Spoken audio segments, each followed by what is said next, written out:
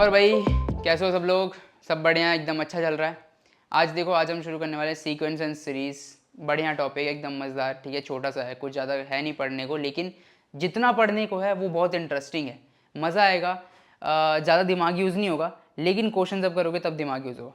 ठीक है, तो बेसिकली तुम्हें क्वेश्चन इसके बहुत सारे करने पड़ेंगे। इसके क्वेश्चन डायरेक्ट नहीं मिलेंगे। ठीक है, डायरेक्ट करने की सोचना भी मत। इसके क्वेश्चन डायरेक्ट वाले बहुत बेकार क्वेश्चन होते हैं, उतने हार्ड नहीं होते। ठीक है, जब ये क्वेश्चन मिक्स आते हैं ना, कहीं पे मिक्स्ड क्वेश्चन होते हैं, तब बहुत ही डिफिकल्ट हो जाते हैं बेसिकली।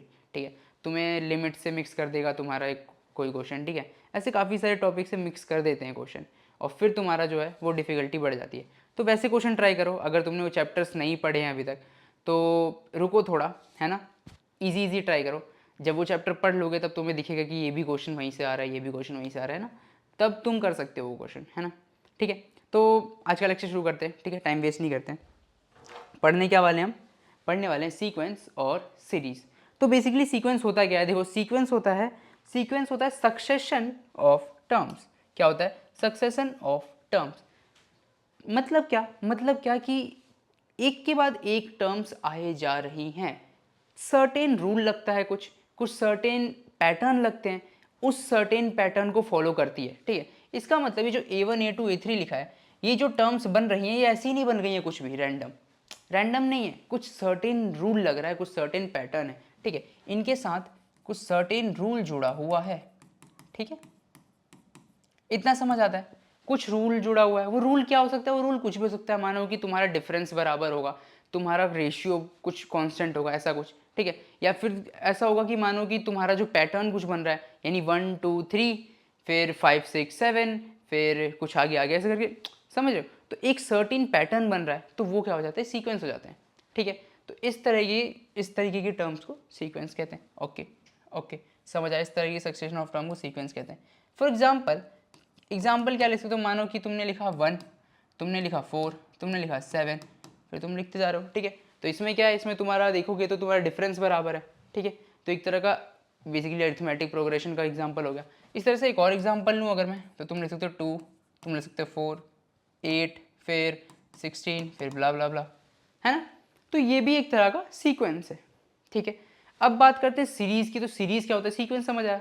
ठीक है, सीरीज क्या होता है? सीरीज कुछ नहीं, जो सीक्वेंस है ना, इसी का समेशन है बेसिकली। समेशन मतलब कि जितनी टर्म्स दे रखी है ना, जितनी भी टर्म्स है इस सीक्वेंस में, उन सब का सम। ठीक है, उसको मैं क्या कहता हूँ? सीरीज कहता हूँ बेसिकली। ठीक है, जितनी भी टर्म दे रखी है ना सीक्वेंस, उन सब का सम क्या होता है? सीरीज होता है। ठीक है, समझ आता है? इसका मतलब क्या कि A1 plus A2 plus A3 plus ड ड ड ड ड AN तक, या फिर ये और आगे जाके हो सकता है कि इन्फिनिटी तक जाए। ठीक है, ए इन्फिनिटी लिख देता हूँ मैं, या फिर कुछ नहीं लिखता हूँ, छोड़ देता हूँ ऐसे ही, ये आगे जाते जा रहा है ना। तो ऐसा भी हो सकता है। तो हो सकता है कि सीरीज क्या हो? इनफाइनाइट सीक्वेंस का सम हो। ठीक है, या फिर फाइनाइट सीक्वेंस का सम हो। तो सीक्वेंस कितने दो तरह के हो सकते हैं? देखो, सीक्वेंस भी दो तरह के हो सकते हैं। इसका मतलब एक हो सकता है फाइनाइट, एक हो सकता है इनफाइनाइट। समझ आता है? इतना समझ आता है। फाइनाइट मतलब कि कुछ फाइनाइट टर्म्स हैं, यानी कहीं जाकर एंड कर जाएगा। ठीक है, कहीं जाकर एंड कर जाएगा। लेकिन इनफाइनाइट मतलब कि चलते रहेगा, यानी अगर मैं कहता हूँ कि ये जा रहा है जा रहा है जा रहा है और ये जाते ही जा रहा है, तो this type of sequence are infinite sequence. ठीक है, इतना समझ आया? ठीक है, इतना समझ आया। इस तरह से सीरीज भी फाइनाइट और इनफाइनाइट हो सकती हैं। ठीक है, सीरीज भी फाइनाइट और इनफाइनाइट हो सकती हैं। अब जब हम बात करते हैं सीरीज की, तो एक टर्म होता है सम, या फिर इसी को समेशन कहते हैं। ठीक है, समेशन मतलब कि इन सारी टर्म्स का सम बेसिकली। ठीक है, सारे टर्म्स का सम। तो वो होता क्या है बेसिकली? समेशन होता है हर एक टर्म का सम। यानी अगर तुमने कुछ टर्म्स ले रखे हैं, मानो तुमने लिखा है A1, ठीक है, कोई भी सीक्वेंस ले लेते हैं, A2 A3 A4 A5 और टिल मैं मानता हूँ AN तक। ठीक है, AN तक जा रहे हैं। अब इसका मतलब मुझे इसका सम लेना है ना, सॉरी यहाँ पे प्लस नहीं रखना था, इसका मुझे सम लेना है बेसिकली। तो मैं करूँगा, मैं सबको सम कर देता हूँ। तो A1 plus A2 plus A3 plus AN तक। ठीक है, इसी सम को दिखाने का एक तरीका होता है समेशन। ठीक है। समेशन क्या है, एक नोटेशन है बेसिकली इतने बड़े टर्म्स को लिखने की।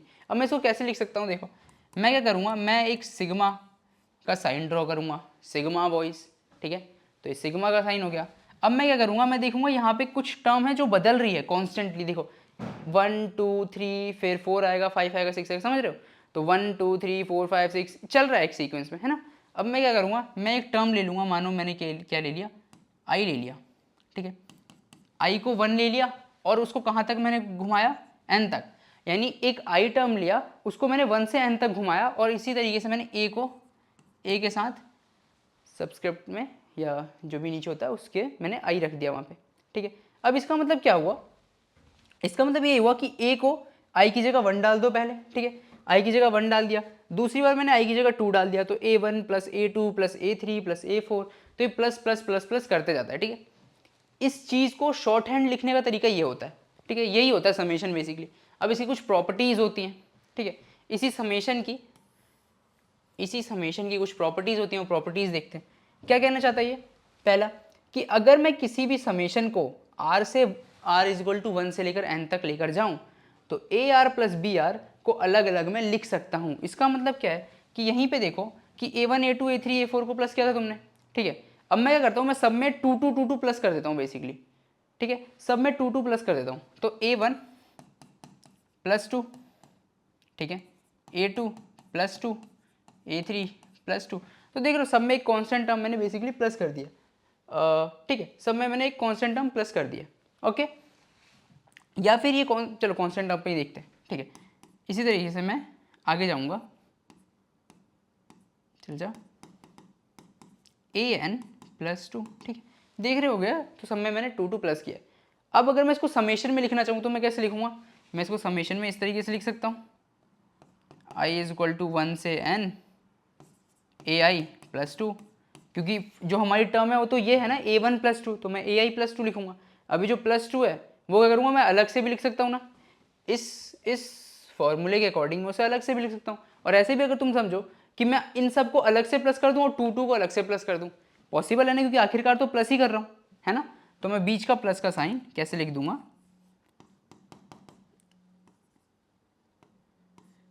ए आई प्लस, ठीक है, ये बीच का प्लस का साइन मैंने डिस्ट्रीब्यूट कर दिया बेसिकली सिग्मा को प्लस पे, ठीक है, i is equal to 1 to n और फिर 2, ठीक है, इस तरीके से लिख सकता हूँ। अगर ये बीच में माइनस भी होता तो भी मैं यहाँ पे माइनस लिख देता, ठीक है, अगर ये बीच में माइनस होता तो मैं यहाँ पे माइनस लिख देता, दैट्स इट। समझ आया इतना, ठीक है। अब इसी के साथ एक और चीज़ आती है कि जब ये कांस्टेंट टर्म है तुम्हारे पास क्या है, तुम्हारे पास यहाँ पे तो कांस्टेंट टर्म है, तुम कहोगे सर ये तो कांस्टेंट टर्म है, यहाँ पे तो मुझे आई कहीं दिख नहीं रहा, मैं कैसे प्लस कर दूँ, ठीक है, आई को मैं 1 से n तक कैसे लेकर जाऊँ जब आई है ही नहीं। तो अगर तुम देखना चाहो इसको वापस से यहाँ पे देखो कि आई नहीं है, लेकिन 2 2 2 2 तो n बार प्लस हो रहा है ना, यानी 2 को तुमने n बार प्लस किया है, तो क्या करोगे तुम, कुछ नहीं करोगे। इस चीज़ को कैसे लिख सकते हो, इसी चीज़ को तुम यहाँ पे लेकर आऊँ अगर मैं, तो इस चीज़ को तुम लिख सकते हो i इज इक्वल टू 1 से n 2, ठीक है। 2 की जगह मैं कोई कांस्टेंट टर्म मान लेता हूँ, जनरलाइज कर देता हूँ चीज़ों को, ठीक है, इसको k मान लेता हूँ, k इज़ एनी कांस्टेंट, ठीक है, k कोई कांस्टेंट मान लिया, तो मैं इसको कैसे लिख सकता हूँ, n टाइम्स k क्यों, क्योंकि देखो 2 कितने बार आ रहा है, n बार आ रहा है, तो n टाइम्स k या फिर n टाइम्स 2 बेसिकली, ठीक है। तो एक प्रॉपर्टी ये हो गई, ये प्रॉपर्टी है हमारी कहीं पे, हाँ ये रही देखो, ठीक है। अगर तुम k को तुम सम करते हो फ्रॉम 1 to n, k के साथ तो r तो जुड़ा ही नहीं है ना बेसिकली, r कहाँ है k के साथ, बट तुमने एक कांस्टेंट टर्म को n तक जोड़ा है, यानी n बार जोड़ा है, तो तुम n k कर दोगे बेसिकली, ठीक है, इतना समझ आया, ठीक है। अब इसी के बाद एक प्रॉपर्टी ये भी है कि तुमने कांस्टेंट टर्म से मल्टीप्लाई कर दिया, ठीक है। अब मानो तुमने इन्हीं सबको k से मल्टीप्लाई कर दिया, तो मैं k से मल्टीप्लाई कर देता हूँ, कुछ नहीं करूँगा, मैं जस्ट k से मल्टीप्लाई कर दूंगा सबको, k यहाँ पे नहीं आएगा, हम सॉरी, k, ठीक है, k, ठीक है। तो यहाँ पे क्या आ जाएगा, अंदर भी k आ जाएगा एक, ठीक है, क्योंकि टर्म क्या है, k a 1 है या फिर k a i टर्म है बेसिकली, ठीक है। तो मैं ये करूँगा, अब मैं देख रहा हूँ कि सब में k मल्टीप्लाइड है, तो मैं k को कॉमन ले लेता हूँ ना, k को मैं कॉमन ले सकता हूँ बाहर। तो यहाँ को इसको अगर मैं दोबारा देखूँ, इसी चीज़ को मैं एक बार और अच्छे से देखना चाहूँ, तो मैं इसको इस तरीके से लिख सकता हूँ, देखो k मैंने बाहर ले लिया, a1 plus a2 plus a3 an तक। अब इस चीज़ को मैं कैसे लिख सकता था, k हटा के मैं लिख देता हूँ इस चीज़ को दोबारा से, k times summation i is equal to 1 to n ai। ठीक है, समझ आया क्यों है ये, समझ आया ना, क्यों है ये समझ आया। ठीक है, तो ये कुछ प्रॉपर्टीज़ हैं बेसिकली समेशन की, याद रखने वाली चीज़ है कि प्लस अगर तुम करते हो तो तुम अलग अलग भी लिख सकते हो, तुम अगर कांस्टेंट से मल्टीप्लाई करते हो तो कांस्टेंट को बाहर फेंक सकते हो। ठीक है, और इसी तरह से किसी कांस्टेंट का सम करते हो through out n from 0 1 to n, तो तुम्हें उस n से मल्टीप्लाई कर देना होता है बेसिकली उस कांस्टेंट को। ठीक है, ओके आगे बढ़ें। कुछ रिजल्ट्स हैं बेसिकली समेशन के, क्या है तुम्हें पता होगा कि sum of first n natural number, sum of first n natural number मतलब sum of first n natural number का फॉर्मूला तुम्हें पता है n इंटू एन प्लस 1/2, तो वही है बेसिकली। लिखते कैसे हैं, देखो r क्या है, r कुछ भी नंबर है, r कहाँ से कहाँ तक वेरी कर रहा है, r 1 से, देखोगे अगर तुम तो r 1 से n तक वेरी कर रहा है, कहाँ से कहाँ तक वेरी कर रहा है, 1 से n तक। तो एक बार r की वैल्यू 1 डालोगे, फिर 2 डालोगे, फिर 3 डालोगे, फिर 4 डालोगे, फिर 5 डालोगे और सबको सम कर दोगे, तो क्या हो जाएगा ये बेसिकली, ये हो जाएगा sum of first n natural number, क्योंकि n तक तुम जा रहे हो। ठीक है, तो उसका फॉर्मूला ये होता है। इसी तरीके से ये क्या है, ये बेसिकली ऑड नंबर है क्योंकि 2r + 1 कर दिया है। ठीक है, और r को कहाँ से कहाँ तक वेरी करोगे तुम, r को वेरी करोगे तुम 0 से बेसिकली, या फिर यहाँ पे माइनस लिख दो। ठीक है, 0 से क्यों, क्योंकि r की वैल्यू 0 डालो तो 1 आएगा। ठीक है, r की वैल्यू 1 डालो तो 3 आएगा। इस तरीके से जाओगे तो क्या हो जाएगा तुम्हारा, ये हो जाएगा तुम्हारा n²। 1 से लेकर कहीं किसी भी n तक जाने का सिर्फ क्या लोगे, सिर्फ ऑड ले लो तुम, इवन नहीं लेते, ये ऑड नंबर है तो n² होता है। ठीक है, अब इसी तरीके से अगर तुम 2r लेते हो, 2r मतलब कि तुमने सारे इवन लिए यानी 2 से डिवाइड होने वाले लिए। ठीक है, ये क्या है, ये 2 से डिवाइड नहीं होगा, ये 2 से डिवाइड होंगे सारे, तो ये सारे क्या है, इवन है। इवन नेचुरल नंबर का सम क्या होता है, n इंटू एन प्लस 1। ठीक है, ये याद रखने वाली चीज़ है। ठीक है, फिर इस तरह से स्क्वायर अगर कर दोगे, sum of square of all the natural number. ठीक है, सारे नेचुरल नंबर का फर्स्ट n नेचुरल नंबर का स्क्वायर क्या होगा, स्क्वायर के सम ये। ठीक है, ये फॉर्मूला याद रखो। ठीक है, इस तरह से क्यूब का भी फॉर्मूला है। क्यूब का फॉर्मूला कुछ नहीं है बेसिकली, जो तुम्हारा फर्स्ट n नेचुरल नंबर का सम था ना, उसी का स्क्वायर है। ठीक है, तो फर्स्ट n नेचुरल नंबर के सम का स्क्वायर है, दिख रहा होगा तुम्हें, है ना, कहाँ गया, ये रहा, यही फॉर्मूला है बेसिकली। ठीक है, ये n इंटू एन प्लस 1/2 का स्क्वायर होल स्क्वायर है ना, समझ आया, कुछ नहीं है, ये याद रखो बस, ये रिजल्ट याद रखने वाली चीज़ है। ये डायरेक्ट यूज़ होती हैं और डायरेक्ट ही यूज़ करनी है। ठीक है, डिराइव करने नहीं बैठना है, बहुत टाइम जाता है। ठीक है, ओके। इसी तरह से समेशन हमने पढ़ा, हम प्रोडक्ट भी कुछ चीज़ होती है। प्रोडक्ट क्या होता है, प्रोडक्ट होता है कि जब तुम किसी भी सीक्वेंस की टर्म्स को मल्टीप्लाई किए जा रहे हो, ठीक है, तो वहाँ पे हम प्रोडक्ट दिखाते हैं। अब बेसिकली तुम कुछ भी कर सकते हो, मानो तुमने कहा तुमने कहा कि मुझे 2 times 3 times 4 times 5 times 6 times 7 times डा डा डा डा डा टिल 30 करना है, तो मैं कर सकता हूँ। ठीक है, अब मैं इतना लंबा लिखने की जगह या डॉट डॉट डॉट डॉट डालने की जगह मैं कुछ और कर सकता हूँ। वो मैं कर सकता हूँ, एक बड़ा वाला पाई डाल सकता हूँ। ठीक है, एक बड़ा वाला पाई डाल सकता हूँ। ठीक है, पाई वाला सिंबल डाल सकता हूँ, और फिर मैं क्या कर सकता हूँ, मैं कर सकता हूँ r को 2 से 30 तक वेरी, यानी r क्या है, 2 से मेरा 30 तक वेरी कर रहा है ना, r 2 से मेरा 30 तक वेरी कर रहा है, और कांस्टेंट मल्टीप्लिकेशन होते जा रहा है उसमें, उसको मल्टीप्लाई करते जा रहा हूँ मैं लगातार, समझ रहे हो, लगातार मल्टीप्लाई करते जा रहा हूँ। उसका शॉर्ट हैंड नोटेशन ये है।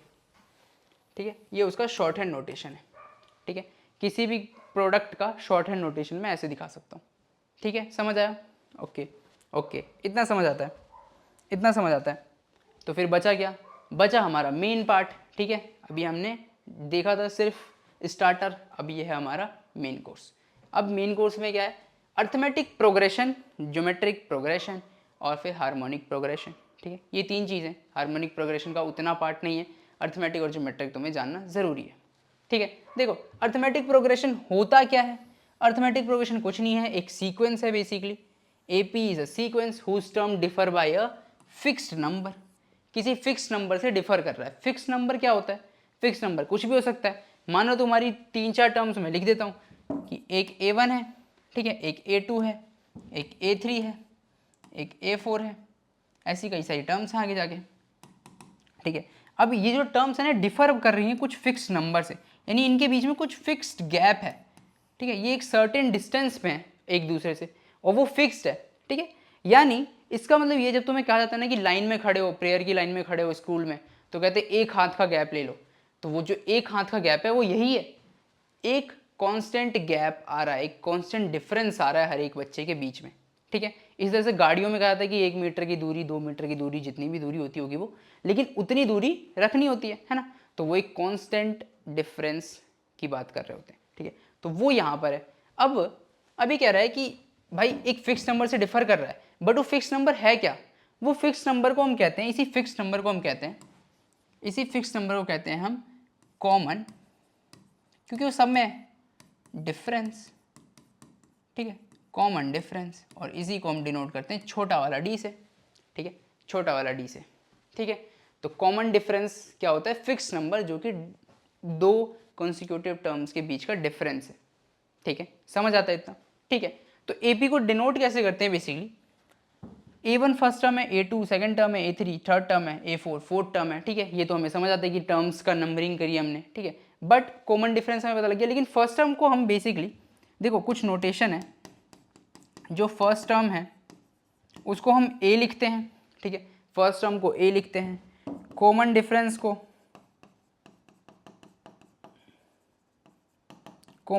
को D लिखते हैं, ठीक है, और नंबर ऑफ टर्म्स को क्या लिखते हैं?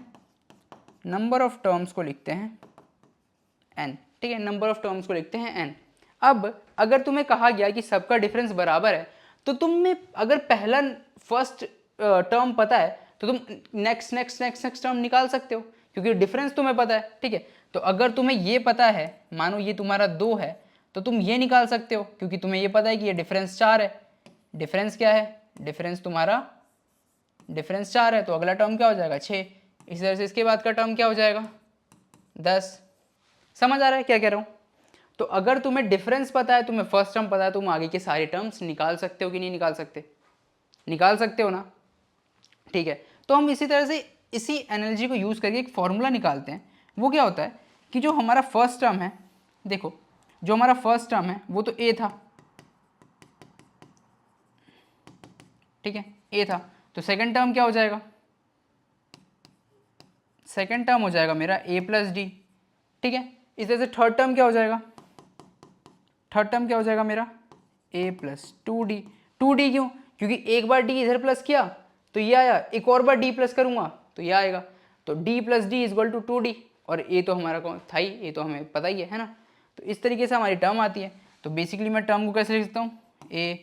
a plus D, a plus 2d, a plus 3d, a plus 4d, ठीक है।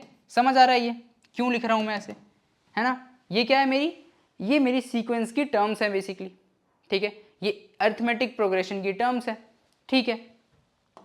एक चीज़ अगर तुमने नोटिस की हो इसमें, तो अगर तुमने देखा हो ये कौन सी टर्म है? ये तुम्हारी फर्स्ट टर्म है, ये तुम्हारी सेकेंड टर्म है, ये तुम्हारी थर्ड टर्म है, ये तुम्हारी फोर्थ टर्म है, और ये तुम्हारी फिफ्थ टर्म है। इसी तरह से तुम्हारी कुछ एन टर्म होगी, ये तुम्हारी कुछ nth टर्म होगी, ठीक है। अगर तुम देख रहे हो तो जो तुम्हारी फर्स्ट टर्म है उसमें तो सिर्फ a है, लेकिन सेकंड टर्म में एक d आ रहा है, थर्ड टर्म में 2 d आ रहे हैं, फोर्थ टर्म में 3 d आ रहे हैं।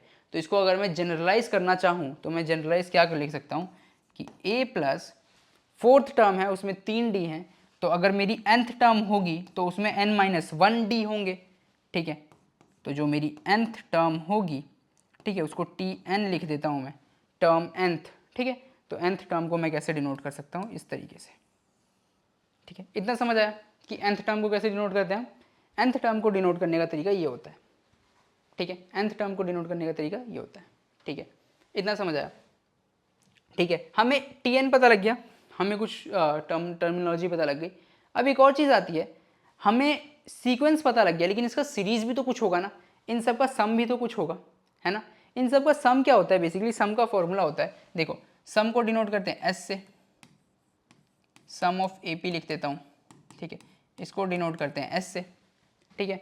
या फिर अगर n टर्म दे रखी है तो एस n से डिनोट करोगे, अगर इन्फिनिटी टर्म दे रखी है तो नीचे इन्फिनिटी लिख दोगे, कुछ भी, ठीक है। ओके, इतना समझ आता है। तो इसका फॉर्मूला होता क्या है, बताओ फॉर्मूला क्या होता है। फॉर्मूला होता है n/2, ठीक है। इसका डेरिवेशन आया कहाँ से, डेरिवेशन क्या आया, ये सारी टर्म्स हैं, ठीक है। मैं इनको उल्टा करके एक बार लिख दूंगा, फिर प्लस कर दूंगा, ठीक है, 2s हो जाएगा, 2s फिर मैं सबको देखूंगा कि कुछ कॉमन आ रहा है, ठीक है, मैं काटते जाऊंगा, ठीक है, सब में सबको फिर एक बार प्लस कर दूंगा, काफ़ी वैसे करके, ठीक है, देखोगे तो मिल जाएगा, मैं डिराइव नहीं कर रहा हूँ, ठीक है। इजी डेरिवेशन है बेसिकली, ठीक है, इजी डेरिवेशन है। ओके, कुछ नहीं है, तुम देखना चाहो देख सकते हो, अदरवाइज फॉर्मूला याद कर सकते हो। तो फॉर्मूला क्या है, n/2, 2a ना लिख के मैं लिखता हूँ डायरेक्ट कि first term plus last term, ठीक है, first term plus last term. और लास्ट टर्म को कैसे दिखाता हूँ, लास्ट टर्म को मैं दिखाता हूँ L से, मिट जा,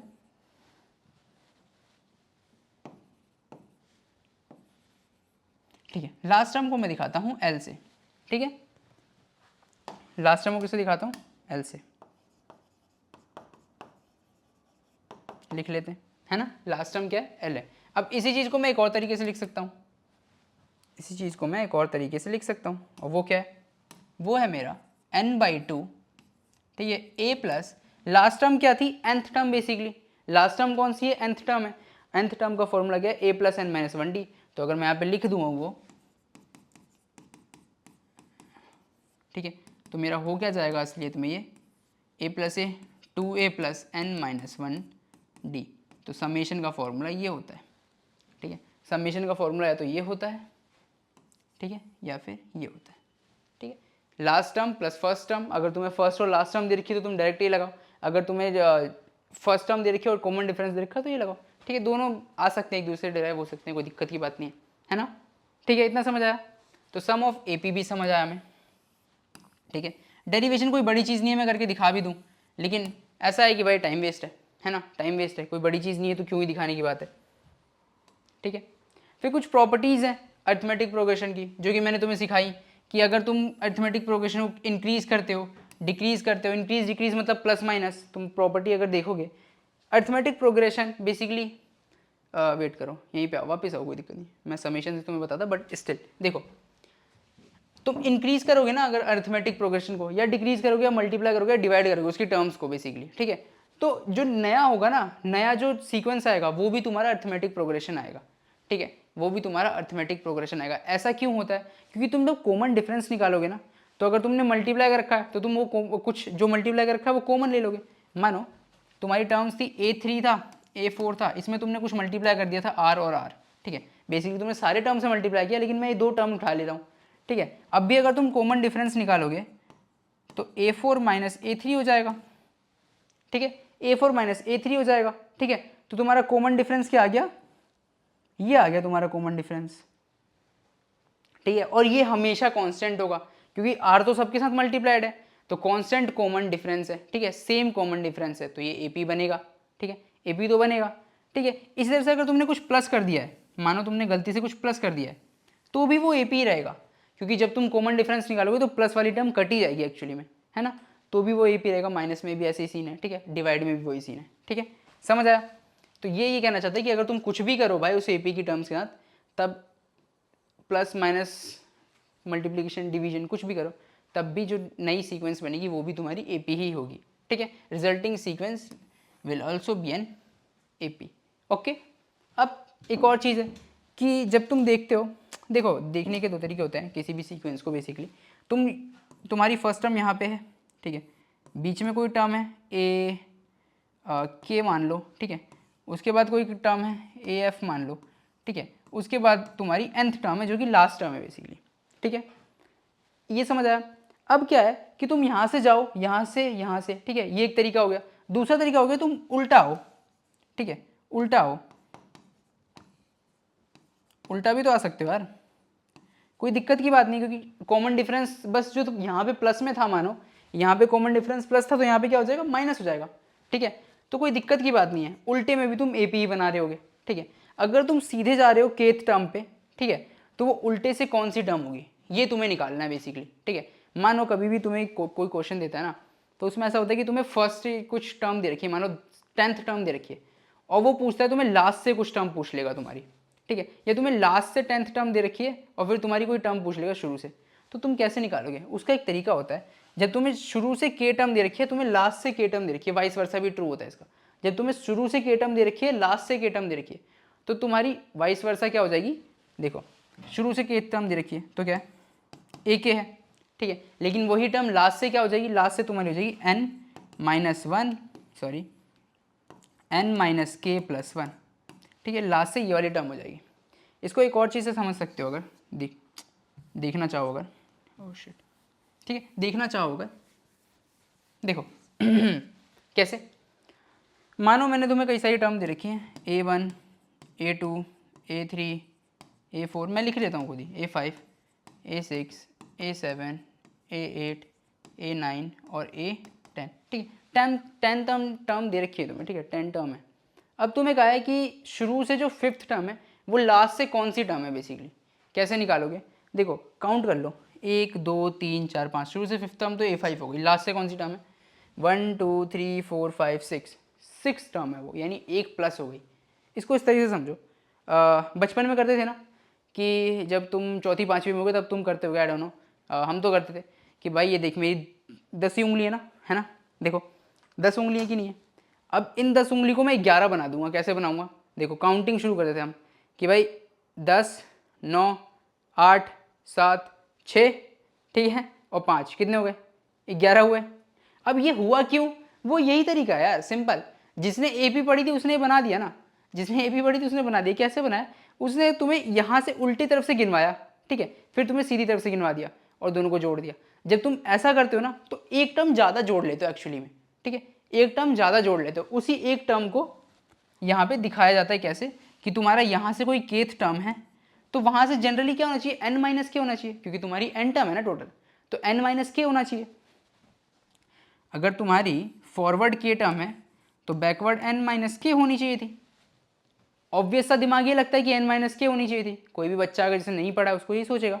लेकिन जब तुम उंगली लगाते हो ना, उंगली करते हो क्वेश्चन को, तो वो एक ज़्यादा कर देता है, उंगली कॉन्सेप्ट, ठीक है, तो उंगली कॉन्सेप्ट लगाओ और ये तुम्हें याद रहेगा। देखो मैं इसलिए इतना जोर देता क्योंकि मेरे को डिफिकल्टी होती थी इस चीज़ में कि भाई शुरू से के था तो आखिरी से k प्लस 1 क्यों हो गया, क्या फॉर्मूला लग रहा है, बेसिकली क्यों हो रहा है ऐसा। मैंने तुम्हें बताया उंगली कॉन्सेप्ट, नहीं समझ आ रहा भूल गए, उंगली कॉन्सेप्ट। 6 5 11 होता है, एक बढ़ जाता है, तो n माइनस के होना चाहिए था लेकिन एक बढ़ जाता है, सिंपल, ठीक है। तो जो शुरू से तुम्हारी या तुम्हारी लास्ट से जो केथ टर्म थी या शुरू से जो केथ टर्म थी वो लास्ट से तुम्हारी ये हो जाएगी, ठीक है, या फिर शुरू से ये हो जाएगी, वाइस वर्सा बेसिकली, ठीक है, वाइस वर्सा। इतना समझ आया? इतना समझ आया, ठीक है। अब इसी तरह से एपी होता है, जब एपी को दिखाए पता कैसे लगेगा कि एपी है? तो देखो जब भी तुम्हारी जो शुरू की टर्म लास्ट की टर्म, अगर 3 टर्म है basically, a B c term है, ठीक है, ए बी सी है, ए बी सी, तो ए प्लस सी क्या होगा? 2b होगा। क्यों? क्योंकि देखो b क्या होगा? b होगा तुम्हारा a प्लस डी, ठीक है, b को कैसे दिखा सकते हो? a plus D. c को कैसे दिखा सकते हो? a प्लस 2d, ठीक है। अब अगर तुम जोड़ोगे तो क्या आ जाएगा तुम्हारा a plus c, 2a plus 2d which is equal to a plus d times 2, तो वो क्या है? यही तो है, तो 2 भी हो जाएगा, ठीक है। तो बेसिकली ये अगर तुम तुम्हारा a B c terms A P में, तो तुम फर्स्ट और लास्ट टर्म को मल्टीप्लाई और प्लस करोगे तो तुम्हारा 2 टाइम्स मिडल टर्म आ जाएगा, ठीक है। और ये बड़ी काम की चीज़ है, जब भी तुम्हें कहा जाए ना ए पी प्रूव करना है तो ये बड़ा काम आता है। जब तुम्हारा ऐसी सिचुएशन बने ना, ऐसी सिचुएशन बन जाए तो वो ए पी में ही होगा बेसिकली, ठीक है। तुम्हें दिखाने की जरूरत नहीं है टर्म्स, तुम्हें बस ये प्रूफ करना है कि 2b is equal to a plus c है, ठीक है, अगर 3 टर्म दे रखी है। अगर और ज़्यादा दे रखी है तो फिर ऐसे ही कुछ तो प्रूफ करोगे, है ना। ओके, अब देखो nth टर्म क्या होंगी। एक और चीज़ है, समेशन तुमने पढ़ा, समेशन पढ़ा, समेशन में क्या था कि Sn क्या था? n/2 a प्लस एल, यानी लास्ट टर्म को मैं nth टर्म लिख देता हूँ, ठीक है। अब इसी तरह से Sn-1 क्या हो जाएगा तुम्हारा? Sn-1 हो जाएगा n-1/2 a plus L n-1। अगर तुम दोनों को माइनस करोगे तो तुम देखोगे कि तुम्हारी nth टर्म ही आएगी बेसिकली। क्यों? क्योंकि तुमने Sn तक प्लस किया, यानी यहाँ तक तुमने प्लस किया, ये मानो Sn था, फिर तुमने यहाँ तक एक Sn-1 तक प्लस किया, ठीक है। अब इन दोनों को माइनस कर दिया तो तुम्हारी बेसिकली ये वाला पार्ट बच जाएगा और ये वाला पार्ट क्या होगा, तुम्हारा लास्ट वाला टर्म होगा बेसिकली, जो तुम्हारा बच जाएगा। ठीक है, तुम्हारी लास्ट वाली टर्म बच जाएगी, क्योंकि तुमने शुरू के n-1 टर्म काउंट कर लिए, लास्ट के n तक काउंट कर लिया, बट तुमने n-1 तक का माइनस कर दिया, तो बचा क्या, n बचा। ठीक है, तो इतना समझ आता है, इतना समझ आता है हमें। ठीक है, ठीक है, ये प्रॉपर्टी समझ आई। ठीक है, कुछ टिप्स हैं, क्या टिप्स हैं वो देखो।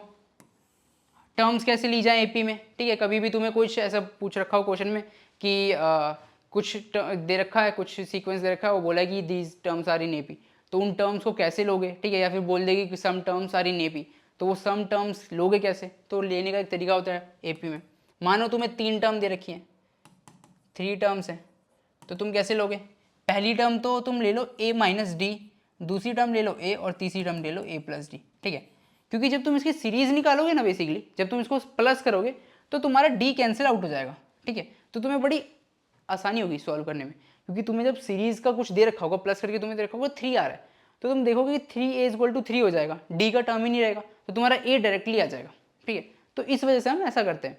अगर तुम्हें इसी तरह से 4 टर्म्स दे रखी हो, ठीक है, तो तुम क्या करोगे, a minus 2d, a minus 2d नहीं, a माइनस 3d, क्योंकि डिफरेंस हमें सेम रखना होता है, a minus D, a plus D और a प्लस 3d।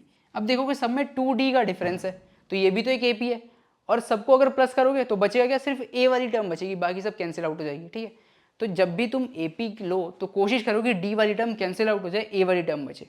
ठीक है, या तुम्हारा 2 वेरिएबल ना बचे, एक ही वेरिएबल बचे सीरीज में जब तुम समेशन करो। ठीक है, ओके, इस तरह से 5 टर्म होगी, तो क्या लोगे, वही बात है, मिडिल टर्म को a ले लो, इसके आगे जाओ, इसके पीछे जाओ, इसके पीछे क्या जाओगे, a minus D, a minus 2d, इसके आगे जाओ a plus D, a plus 2d। ठीक है, समझ गए इतना। इस तरह से अगर 6 आए तो सेम यही तरीका लगाना है, a minus D, a plus D, a minus 3d, a plus 3d, फिर a minus 5d, a plus 5d। ठीक है, समझे, तो यही चीज़ है, बस सिंपल सिंपल। ठीक है, अभी क्या गया कि अगर तुम्हें nth टर्म दे रखा हो, एक और सवाल की nth टर्म दे रखा हो और तुम्हें d और a निकालना हो, ठीक है, तो सिंपल है, तुम्हें ये nth टर्म दे रखा है, और nth टर्म कैसे दिया होगा, nth टर्म एक इक्वेशन में दिया होगा बेसिकली, जैसे मानो a n प्लस b दे रखा है, nth टर्म है, nth टर्म ऐसे दे रखा है, तो तुम्हें पता है होता क्या है nth टर्म, nth टर्म होता है तुम्हारा a plus n minus 1d। ठीक है, अगर तुम इसको सॉल्व करोगे तो देखोगे d वाला टर्म, इसको अगर तुम सॉल्व करोगे तो ये आ जाएगा a minus d plus n d, तो n के साथ d आ रहा है, यहाँ पे देखो n के साथ a आ रहा है, तो d क्या तो हो जाएगा तुम्हारा यहाँ से तुम्हारा d इजक्वल टू a हो जाएगा। ठीक है, ओके, d a आ जाएगा, और इसी तरह से तुम d यहाँ पे पुट कर दो तो तुम्हारा b भी आ जाएगा। ठीक है, b भी आ जाएगा, या फिर a भी आ जाएगा, एक्चुअली में छोटा वाला a आ जाएगा तुम्हारा। ठीक है, a किसके बराबर होगा, किसी चीज़ के बराबर होगा। ठीक है, अब इसी तरीके से समेशन में अगर दे रखा है nth टर्म, ठीक है, समेशन में तुम्हारा कुछ ऐसे दे रखा होगा an² प्लस bn। ठीक है, ऐसे दे रखा होगा, और तुम्हें पता है समेशन क्या होता है, समेशन होता है, समेशन का फॉर्मूला तुम्हारा होता है n/2 2a plus n minus 1d। ठीक है, कंपेयर कर लो, कंपेयर करोगे तो तुम्हारा d क्या आ जाएगा, कंपेयर करके देख ही लेते हैं ना, कंपेयर करके देख लेते हैं, देखो क्या होता है 2a माइनस डी और एन डी, n² d। ठीक है, तो ये हो जाएगा तुम्हारा n²/2 d, यही होगा। ठीक है, डी वाली टर्म ही देख रहा हूँ मैं, ए वाली नहीं देख रहा, ए वाली में क्योंकि प्लस है तो तुम इसमें कंपेरिजन दे देना, कोई दिक्कत की बात नहीं। ठीक है, अब देखोगे d/2 इजक्वल टू ए है, तो d/2 इजक्वल टू ए है, तो तुम्हारा d क्या आ जाएगा, d यहाँ पे 2a आ जाएगा। ठीक है, तो ये समझ आया, तो बस क्या कुछ नहीं करना, तुम्हें सिर्फ कंपैरिजन देना और कुछ नहीं करना। ठीक है, ये मैंने इसलिए फॉर्मूले की तरह नहीं बताई हुई, फॉर्मूला है ही नहीं है एक्चुअली में, ये सिंपल सिंपल कंपैरिजन है ना, कुछ भी नहीं है, बहुत सिंपल है। ठीक है, इतना समझ आया। क्वेश्चन करते हैं, क्वेश्चन लगाओ। ठीक है, ट्राई करो, खुद से ट्राई करो, मैं नहीं कर रहा, खुद से ट्राई करो, करें। चलो, 3 टर्म दे रखी हैं। ठीक है, फर्स्ट 3 टर्म्स हैं जो कि, और इसका 5th टर्म पूछा है, कैसे निकालोगे, फर्स्ट 3 टर्म्स हैं, है ना, फर्स्ट 3 टर्म्स हैं, यानी तुम्हें क्या निकालना है, सिर्फ AP की डेफिनेशन सेटिस्फाई करवानी है। ठीक है, AP की डेफिनेशन कैसे सेटिस्फाई करूँगा, मैं कह दूंगा इसको कि 3x माइनस x प्लस 1, यानी A2 A1 और A3, तो A2 minus A1 common difference होगा। ठीक है, इसी तरीके से 4x प्लस 2 माइनस 3x भी कुछ कॉमन डिफरेंस होगा, ठीक है, ये दोनों बराबर होंगे, इतना समझ आता है, इतना समझ आता है, ठीक है। तो अब देख लेते हैं क्या करूँगा, मैं दोनों को बराबर ले लेता हूँ। तो 3x minus x minus 1 is equal to 4x plus 2 minus 3x। तो अगर मैं इसको सॉल्व करूँ तो हो जाएगा 2x minus 1 is equal to what is this, this is x plus 2, ठीक है, x प्लस 2। अब मैं इसको फर्दर सॉल्व करूँ तो x इज इक्वल टू मेरा आ जाएगा 3, ठीक है, x 3 के बराबर आ गया, ठीक है, x किसके बराबर आ गया, 3 के बराबर। डाल दो और क्या आ जाएगा तुम्हारा, फिफ्थ टर्म निकालनी है तुम्हें, तो तुम्हारी फर्स्ट टर्म आ जाएगी बेसिकली। तो फर्स्ट टर्म क्या आ जाएगी, फर्स्ट टर्म आ जाएगी तुम्हारी 4, ठीक है, सेकंड टर्म क्या आ जाएगी तुम्हारी 9, थर्ड टर्म क्या आ जाएगी 12 प्लस 2 कितनी 14, ठीक है। तो इस तरह से सेकंड टर्म आ जाएगी तुम्हारी क्या थी, हाँ 9, और टर्म आ जाएगी, थर्ड टर्म आ जाएगी 14, ठीक है। तुम्हें कॉमन डिफरेंस पता लग जाएगा 5 का है, तो तुम nth टर्म निकाल लोगे। nth टर्म का फॉर्मूला क्या होता है, a plus N minus 1d, ठीक है। a तुम्हें पता है 4 है, ठीक है, तुम्हें निकालनी है फिफ्थ टर्म, तो तुम्हें n पता है, ठीक है, ठीक है, तुम्हें n पता है, ठीक है, तुम्हें d पता है क्या है 5 है, ओके। ये क्या हो जाएगा तुम्हारा, ये हो जाएगा 24। समझ आता है इतना, समझ आता है इतना, ठीक है, कुछ नहीं है, सिंपल सिंपल। तुम ऐसा भी कर सकते थे 2b is equal to A plus c, ठीक है, b कौन सा टर्म है, मिडल टर्म है, 2b is equal to A plus c कर लो, उससे भी हो जाएगा, ठीक है, सेम ही चीज़ है। अब एक तुम्हें टर्म दे रखी है ये सारी, ठीक है, ये सारी टर्म्स दे रखी है, और तुम्हें बोला है कि ये a1 a2 a3 a4 जो भी है वो सारी AP में है, ठीक है, और ai ग्रेटर देन 0 है, ठीक है। अब तुम्हें क्या करना है, क्योंकि ai ग्रेटर देन 0 इसलिए दे रखा है क्योंकि रूट में है वैल्यूज़, ठीक है, तो ज़रूरी है ai greater than 0, otherwise imaginary हो जाती चीज़ें, ठीक है। अब जब तुम्हें नीचे इरेशनल दे रखा है, तुम क्या करोगे, रैशनल बनाओगे। पहली चीज़ क्या करते हो, रैशनलाइज करते हो किसी भी चीज़ को, ठीक है, क्योंकि नीचे अगर इरेशनल दे रखा है, डिनोमिनेटर में इरेशनल दे रखा है, तो तुम उसे ऑपरेट करना थोड़ा सा मुश्किल हो जाएगा तुम्हारे लिए। तो रैशनलाइज कर लेते हैं, इसको रैशनलाइज करो, कैसे करोगे, ठीक है, रैशनलाइज कर दो, कैसे करोगे, दोनों तरफ नेगेटिव साइन के साथ माइनस कर दोगे और मल्टीप्लाई कर दोगे, ठीक है, ऊपर नीचे, ठीक है, under root a1 minus under root a2 multiply कर दोगे, तो क्या आ जाएगा तुम्हारा under root a1 minus under root a2, ठीक है, समझ आया इतना। फिर इसमें क्या आ जाएगा, ये तुम्हारा a1 माइनस a2, ठीक है, इस तरह से तुम आगे करोगे ये सब, तो तुम्हारा आ जाएगा a2 माइनस a3, ठीक है, और फिर ऊपर under root a2 minus a3। फिर इस तरह से तुम आगे करोगे, a2 a3 दे रखा है, फिर तुम आगे प्रोसीड करोगे, या फिर इसको ऐसे लिख लो, चलो ठीक है, कोई दिक्कत नहीं, कोई दिक्कत की बात नहीं, कर लेंगे। Under root a3 minus under root a4 और a3 माइनस a4, ठीक है, a3 माइनस a4 ऐसे लिख सकते हो, है ना, इस तरीके से लिख सकते हो, फर्दर आगे आगे जाते रहोगे। अब तुम देखो कि a3 माइनस a4 को बस माइनस साइन कॉमन ले लो बाहर सबके, ठीक है, यहाँ से माइनस यहाँ से माइनस, तो प्लस हो जाएगा दोनों तरफ। देखो कैसे, इसमें से मैंने माइनस ले लिया, इसमें से माइनस ले लिया बाहर, ठीक है, तो क्या हो जाएगा under root a2 minus under root a1, ठीक है, नेगेटिव साइन कॉमन ले लिया, बस नीचे से भी नेगेटिव साइन कॉमन ले लूँ, a2 माइनस a1, ठीक है, तो बेसिकली क्या हो गया, ये ऊपर नीचे नेगेटिव साइन कॉमन ले लिया और फिर काट दिया, तो प्लस ही रह गया, ठीक है, कोई चेंज नहीं आएगा। तो ये भी ऐसे ही बन जाएगा सारे। अब देखोगे a2 माइनस a1 क्या है, डिफरेंस है, इस तरह से a3 माइनस a2 क्या हो जाएगा, कॉमन डिफरेंस हो जाएगा, a4 माइनस a3 क्या हो जाएगा, कॉमन डिफरेंस हो जाएगा। तो नीचे वाली सारी टर्म 1/d ले लेता हूँ, ठीक है, ये टर्म्स क्या हो जाएंगी, डी हो जाएंगी, तो 1/d कॉमन ले लिया। अब देखो a2 minus under root a1, ठीक है, इसी तरह से plus under root a2 minus under root a3, ठीक है, plus under root a3 minus under root a4 plus टक टक टक टक कहाँ तक, under root an minus under root an minus 1, ठीक है, ठीक है। अब क्या हो रहा है देखो, a2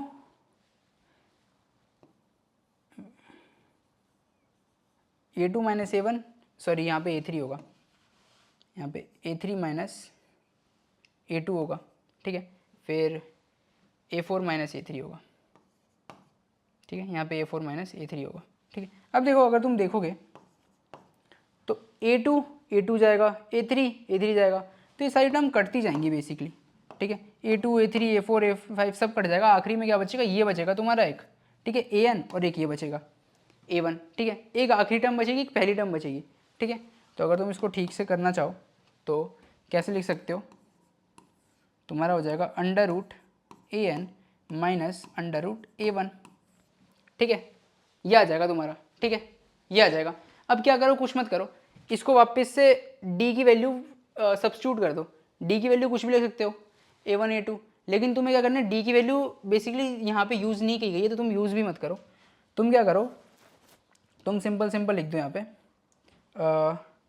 क्या लिख सकते हो, इसको वापस से रैशनलाइज कर दो, और सॉरी डी रैशनलाइज कर दो, तो क्या लिखोगे, AN minus A1 upon under root AN plus A1, ठीक है, डी रैशनलाइज कर दिया, ऊपर क्या आ गया, AN माइनस A1 आ गया तुम्हारे पास, ठीक है।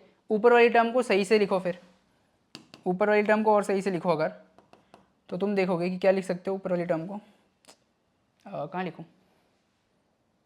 इस वाली टर्म को मैं यहाँ पे लिखता हूँ, देखो, ठीक है, यहाँ पे लिखता हूँ, क्या लिख सकता हूँ, AN को क्या लिख सकता हूँ, AN को लिख सकता हूँ A plus N minus 1D minus A1, basically A1 है, फर्स्ट टर्म है, तो ये तो कट जाएगा, ठीक है, अपॉन में गया था D under root AN minus, ठीक है, तो D से D भी कट जाएगा, ठीक है, क्यों, क्योंकि A तो गया, बचाई वाली टर्म, तो N माइनस 1,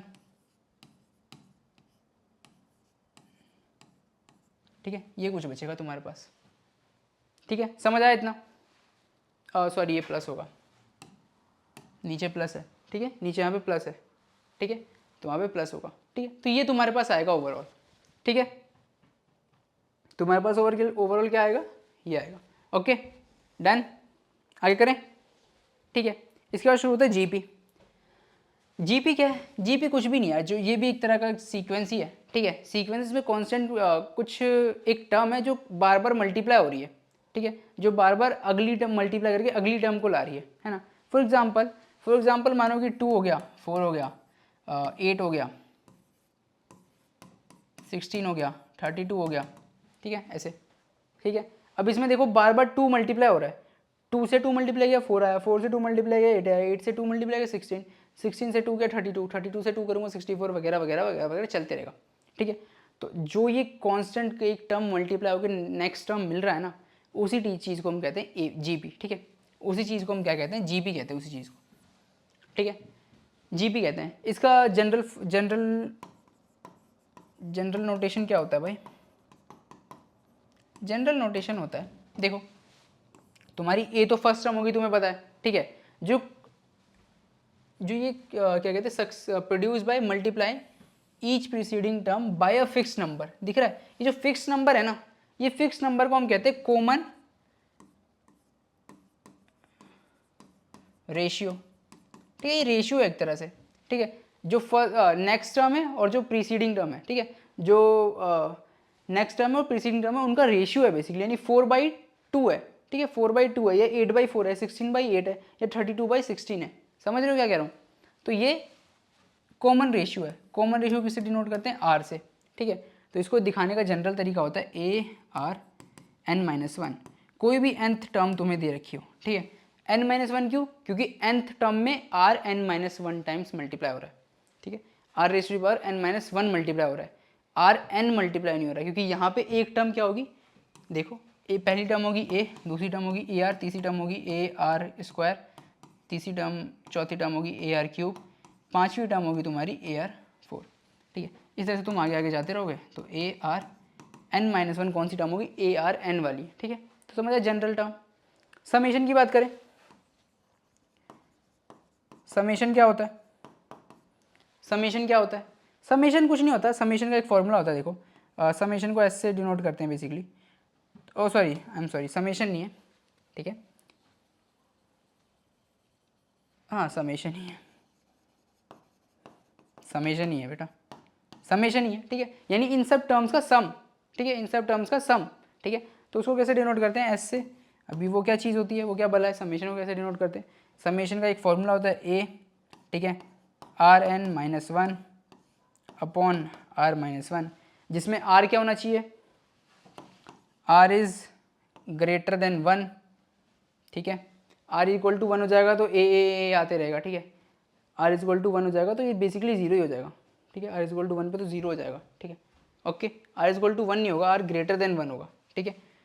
अगर आर लेस देन वन हुआ, लेस देन वन हुआ तो ये जो स्विच हो जाएगा, क्योंकि ये देखो जब वन से छोटा हो जाएगा ना, आर वन से छोटा हो जाएगा तो ये नेगेटिव टर्म आ जाएगी, तो नेगेटिव नहीं चाहिए हमें, क्योंकि समेशन नेगेटिव नहीं चाहिए हमें, पॉजिटिव में ही चाहिए। तो हम क्या करेंगे, हम क्या ले लेंगे, हम ए, ठीक है, इसको क्या लिख देंगे, one minus r n upon one minus r, क्योंकि आर क्या है, आर वन से छोटा है, छोटा है मतलब कि जो आर है हमारा, आर है वो वन से ज़ीरो के बीच में, ज़ीरो ना लिख के सिर्फ ज़ीरो के बीच में, ठीक है, ऐसे लिख देते हैं, ठीक है। अगर आर ज़ीरो हो गया तो वही टर्म आती रहेगी बार बार, ठीक है, ओके ओके, ठीक है, इतना समझ आया, ठीक है। अब इसी तरह से होता क्या है, प्रॉपर्टीज़ में ही देख लेंगे, ठीक है। एक तीसरी एक प्रॉपर्टी होती है समेशन की, वो समेशन ही है बेसिकली, ठीक है। क्या लिखोगे तुम, जो समेशन है उसका, जब तुम इन्फाइनाइट तक जाओगे ना, इन्फाइनाइट तक, ठीक है, देखो क्या होता है, फॉर्मूला क्या होता है, आर एन माइनस वन, ठीक है, r sorry one minus r n और वन माइनस आर, ठीक है।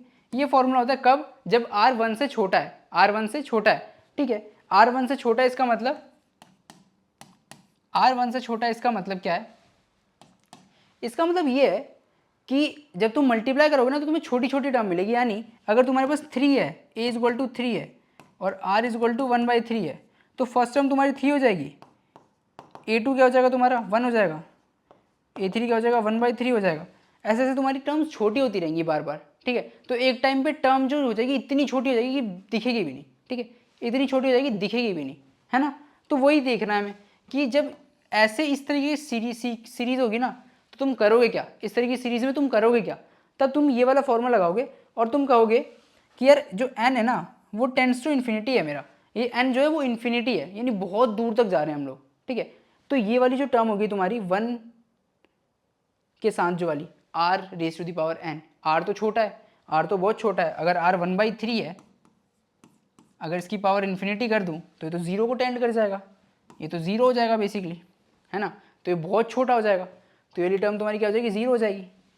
तो तुम इसको कैसे लिख सकते हो, ए वन माइनस आर, तो इसका समेशन क्या होता है, इन्फिनिटी तक का वन माइनस आर, जब आर तुम्हारा वन से छोटा हो, ठीक है, आर तुम्हारा वन से छोटा हो।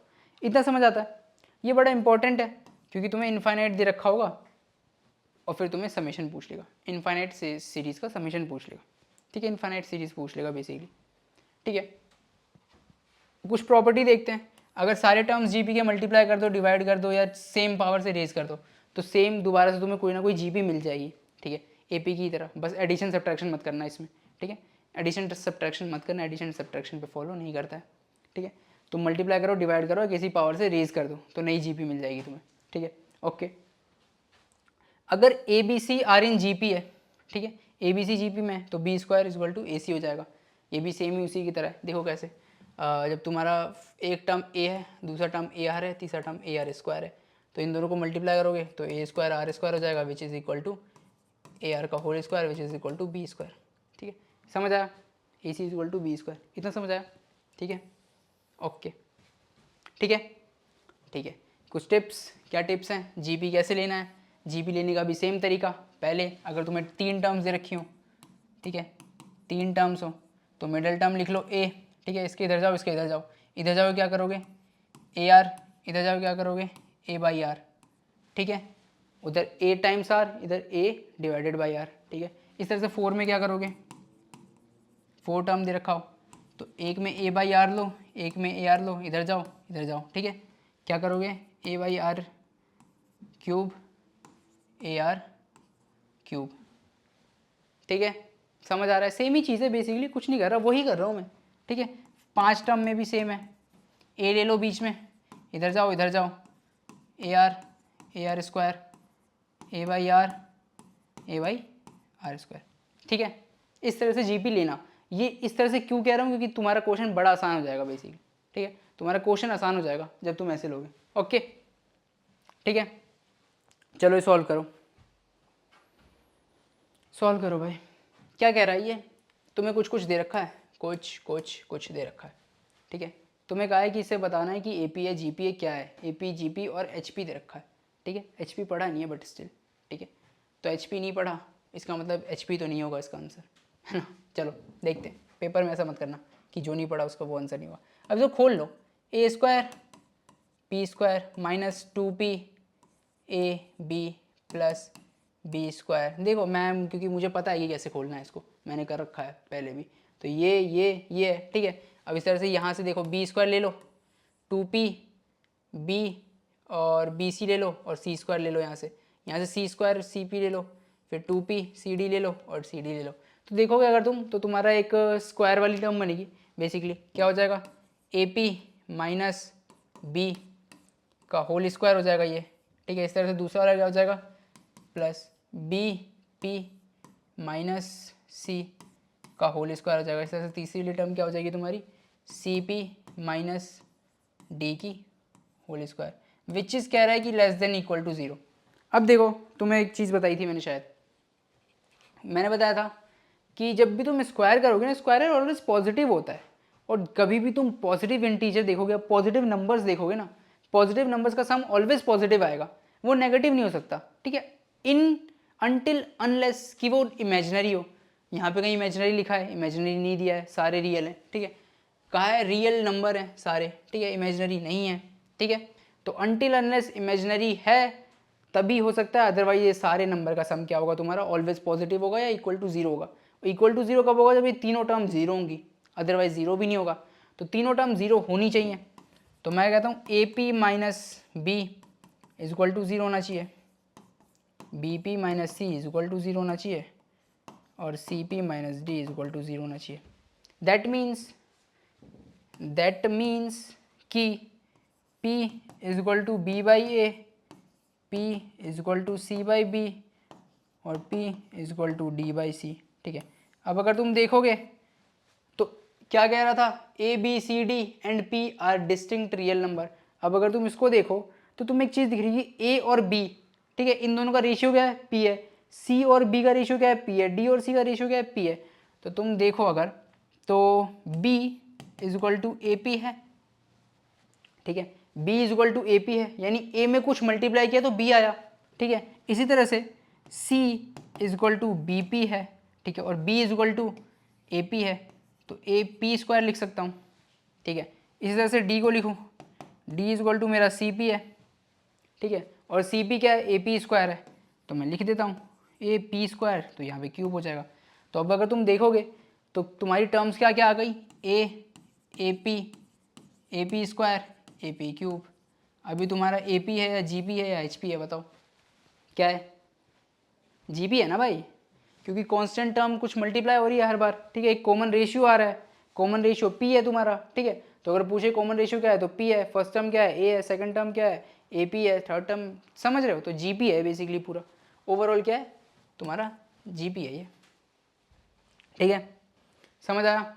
अब ये करो, अच्छा क्वेश्चन है, करो, इजी क्वेश्चन है, अच्छा क्वेश्चन है।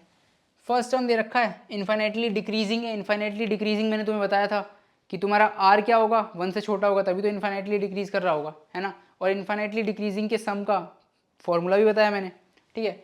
फिर जीपी क्या है, जीपी है जो तुम्हारा फर्स्ट टर्म है वो तुम्हारा यूनिटी दे रखा है, first term of an infinitely decreasing is unity, और जो सम दे रखा है वो तुम्हारा क्या दे रखा है, एस दे रखा है, ठीक है।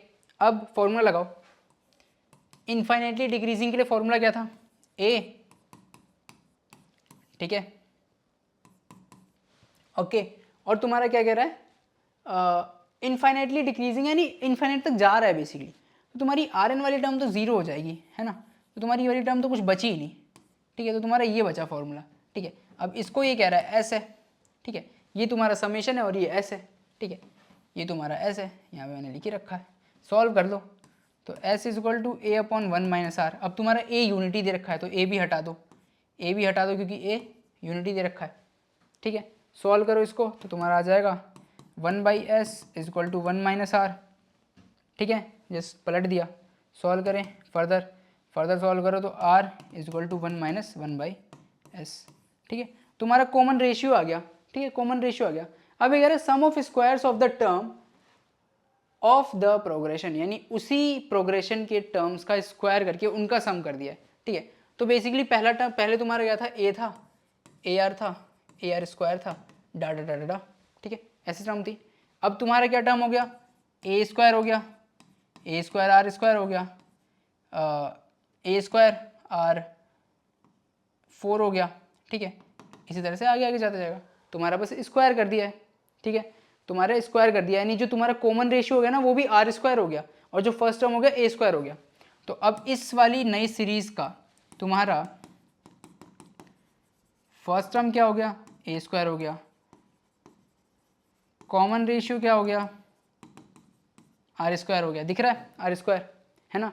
तो ये चीज़ तुम्हें पता लग गई, आर क्या था 1 माइनस 1 बाई एस, तो आर स्क्वायर क्या हो जाएगा 1 माइनस 1 बाई एस का होल स्क्वायर। इसको फर्दर खोल दो तो क्या हो जाएगा 1 minus 1 plus 1 by S square minus 2 by S, ठीक है, ये आ जाएगा, ठीक है, आर स्क्वायर।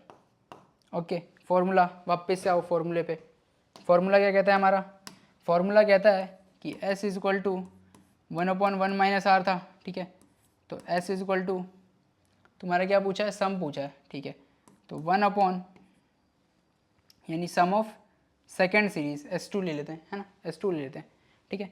1 माइनस आर क्या है तुम्हारा, R 1 plus 1 by S square minus 2 by S, ठीक है, 2 बाई एस, ठीक है, ये प्लस है, प्लस, ठीक है, ये आया। अब इसको सॉल्व करोगे तो क्या आ जाएगा तुम्हारा, ये कट जाएगा, ये हो जाएगा माइनस, ये हो जाएगा 2 by s minus 1 by S square upon 1। Solve करो further, s square 2s minus 1 which is, ठीक है, एस स्क्वायर 2s माइनस 1, तो ये आ जाएगा तुम्हारा आंसर, ठीक है। तो इस तरीके से सॉल्व करना है तुम्हें, इस तरीके से सॉल्व करना है, ठीक है। कैसे भाई, मैंने फर्स्ट टर्म देखी, ठीक है, सेकंड टर्म देखी, मैंने सम निकाला, एस निकाल लिया, एस से मैंने आर निकाल लिया बेसिकली, तो कॉमन रेशियो निकल गया।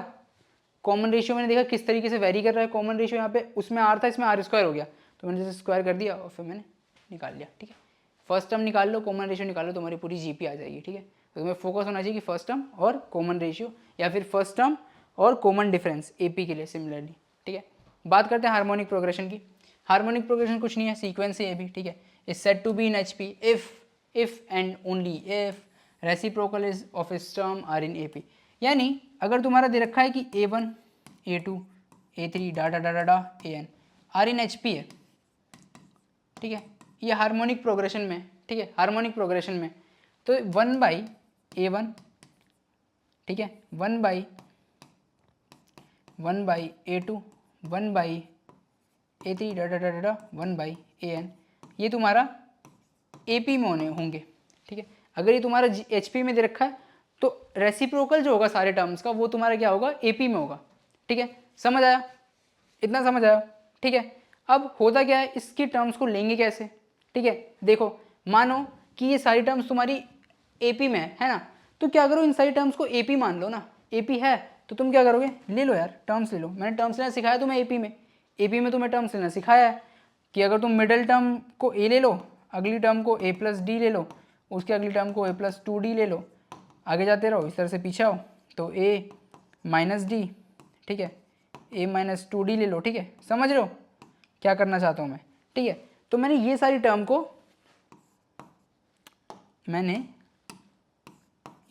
को ऐसे ले लिया, ठीक है, ऐसे कुछ, समझ रहे हो क्या कह रहा हूँ मैं, ठीक है।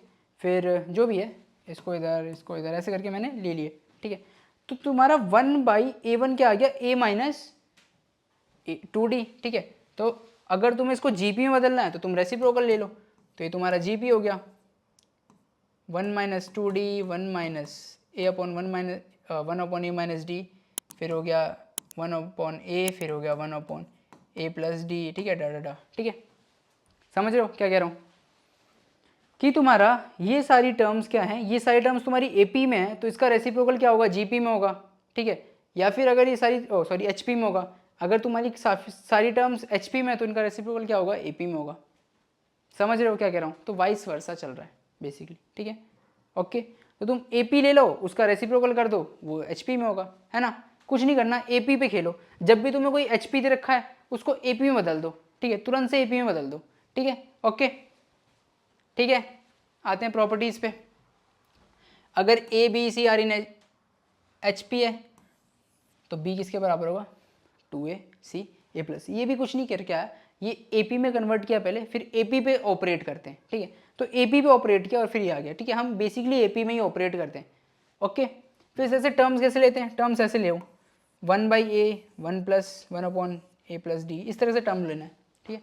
टर्म किस तरह से लेना है, इस तरीके से। क्यों, क्योंकि जब तुम इसका रेसिप्रोकल करोगे ना, जब तुम इसका रेसिप्रोकल करोगे, ये एचपी में है, ठीक है। अब इसका रेसिप्रोकल करो, क्या आ जाएगा तुम्हारा, रेसिप्रोकल करोगे तो ए आ जाएगा, ए प्लस डी आ जाएगा, ए प्लस 2d आ जाएगा। तो तुम दिख रहा है तुम्हें, ये सारी तो ऑलरेडी एपी में है ना। ये एचपी की टर्म्स का अगर रेसिप्रोकल कर दूंगा तो ये सारी ऑलरेडी एपी है, ठीक है। तो टर्म्स तुम्हें कैसे लेनी है, टर्म्स इस तरीके से लेनी है, ठीक है।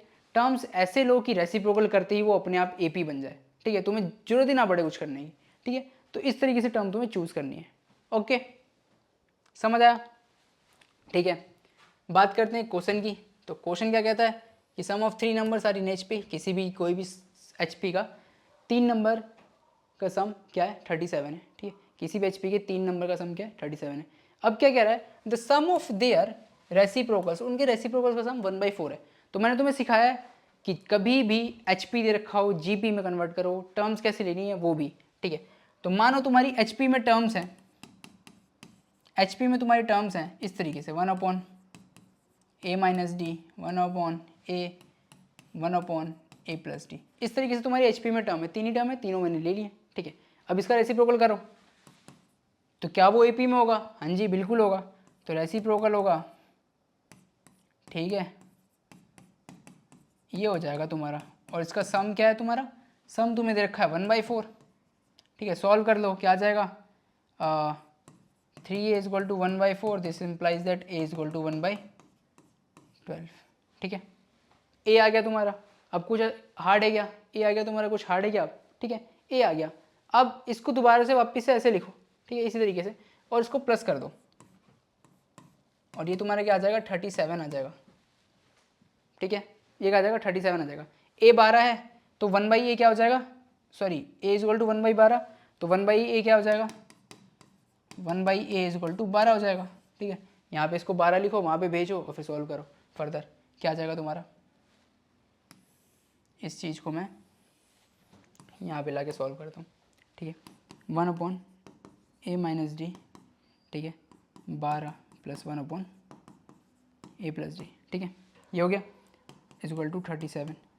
तो अगर मैं इसको सॉल्व करूँ, ए की वैल्यू क्या है, 1 अपॉन 12 पुट कर रखी है मैंने हर जगह, तो इसको लिख सकता हूँ 1 माइनस 12d, ऊपर भेज देंगे 12, ठीक है, प्लस 1 अपॉन 1 प्लस 12d, और ऊपर 12 चला जाएगा, बाकी बचा हुआ, ठीक है। इतनी मैथ तो तुम्हें आती है, मैं पूरा अच्छे से बच्चों की तरह नहीं करवाऊंगा यार, ठीक है। अभी हो जाएगा तुम्हारा 25, ठीक है।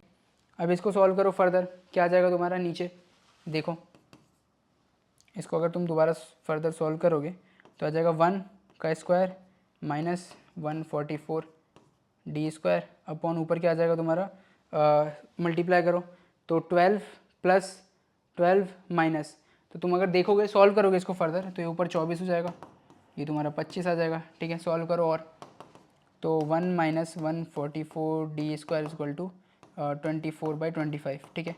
मैंने कुछ नहीं किया, स्विच कर दिया, ठीक है, रेसिप्रोकल ले लिया, ओके। अब सॉल्व करो, माइनस करोगे ना, क्या करोगे, माइनस करोगे तो तुम्हारा क्या आ जाएगा, 144 D square is equal to 25 minus 24, तो 1/25, ठीक है।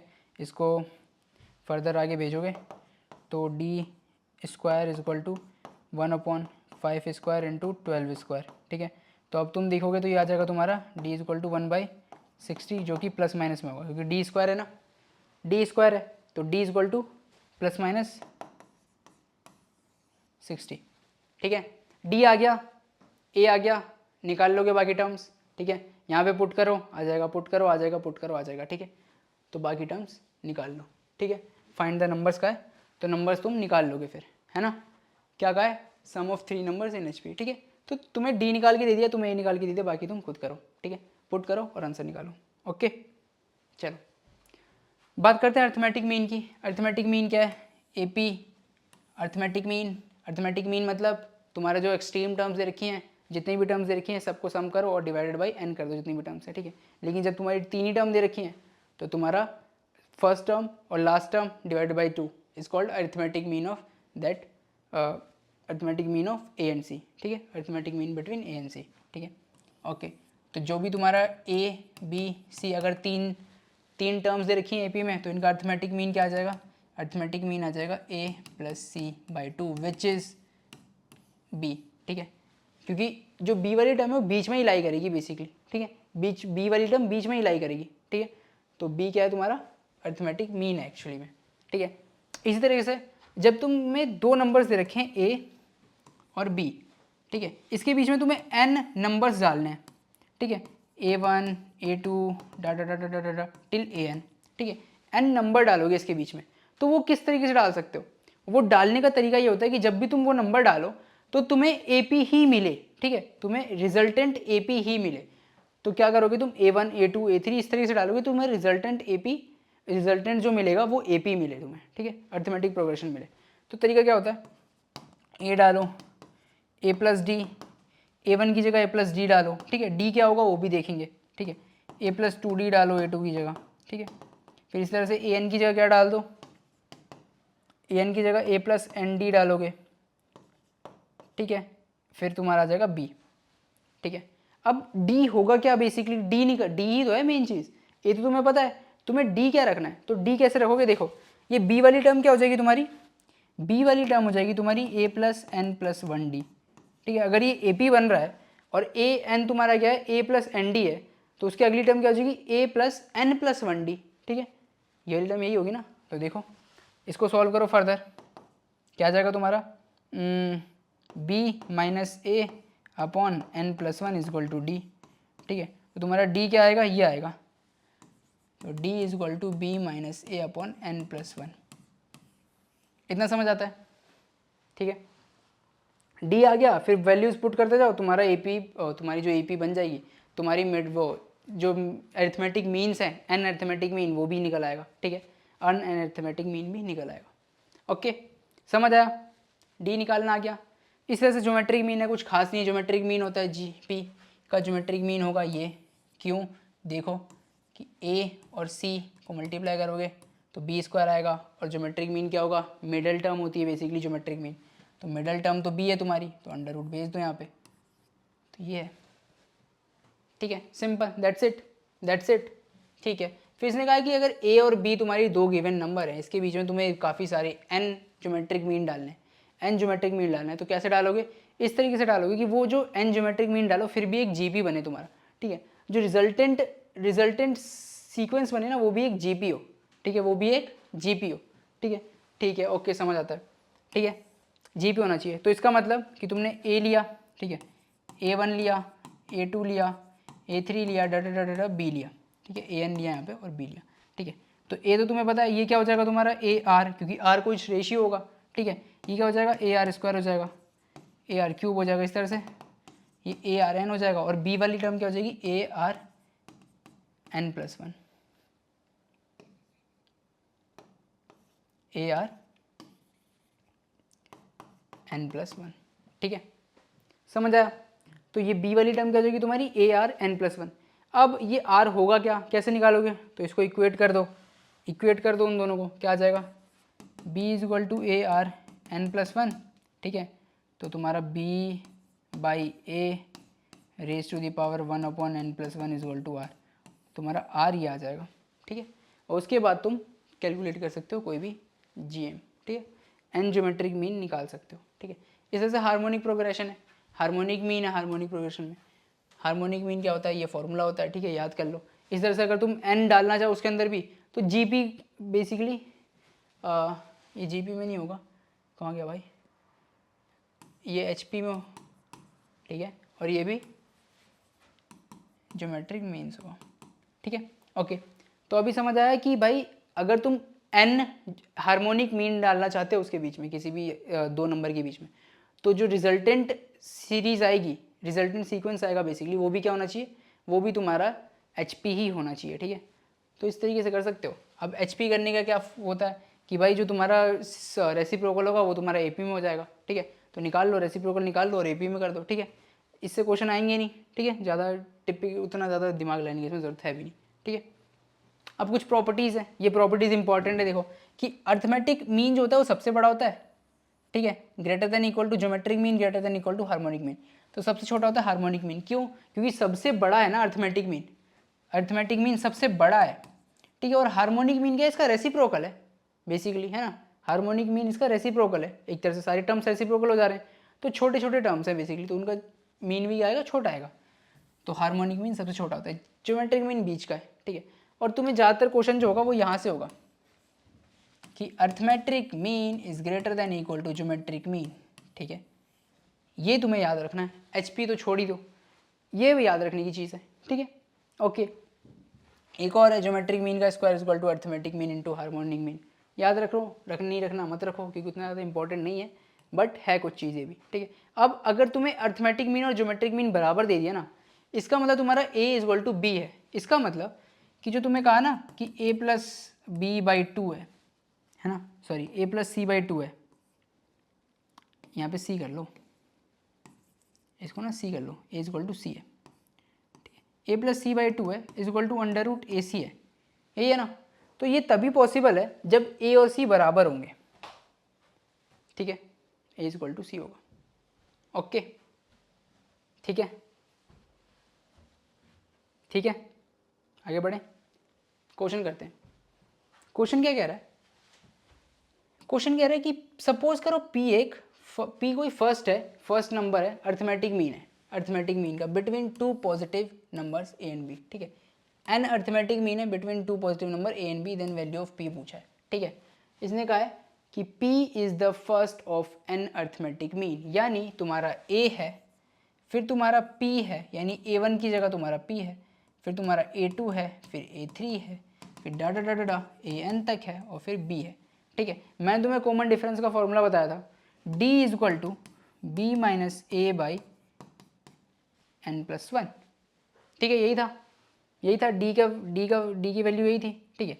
अब p क्या हो जाएगा इस तरह से, p is equal to A plus D, ठीक है, p is equal to A plus D, D मेरा ये है, तो मैं क्या करूँगा, p is equal to A plus B minus A N plus one, which is इधर भेजो तो ए एन प्लस ए, तो ए से ए कट जाएगा, तो ए एन प्लस बी, ठीक है, a N plus b upon n plus one, है क्या option, a N plus b upon n plus one, ठीक है, यही है, n a plus b upon n plus one, ठीक है।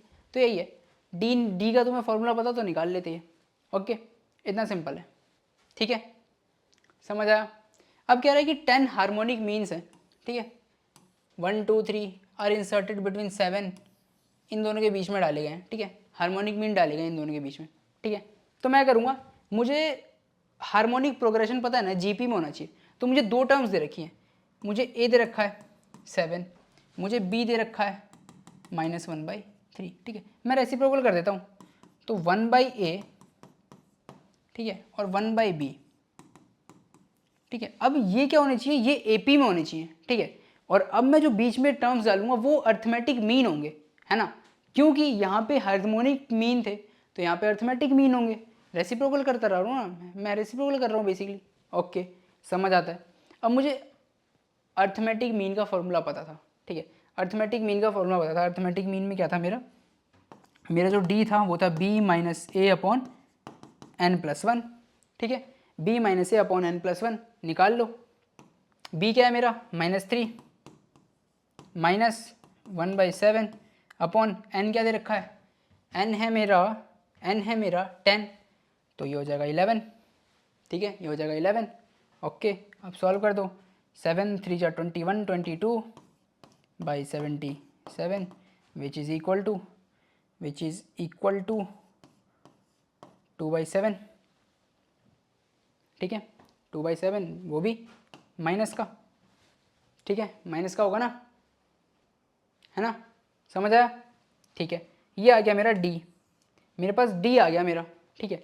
अब मैं निकाल सकता हूँ h1 h2 h3 h4 सब निकाल सकता हूँ, तो h1 निकालता हूँ। h1 क्या हो जाएगा, पहले मैं यहाँ से a1 निकालता हूँ। a1 क्या हो जाएगा, देखो a + d तो 1/7 माइनस 2/7, तो हो जाएगा मेरा -1/7। तो इसी तरह से मेरा h1 क्या हो जाएगा, -7, h1 क्या हो जाएगा मेरा -7, तो ये ठीक है, ठीक है। h2 निकालना है क्योंकि ये मल्टी करेक्ट है, ये मल्टी करेक्ट है, ठीक है, तो h2 निकालना है, तो मैं a2 निकाल लूँ।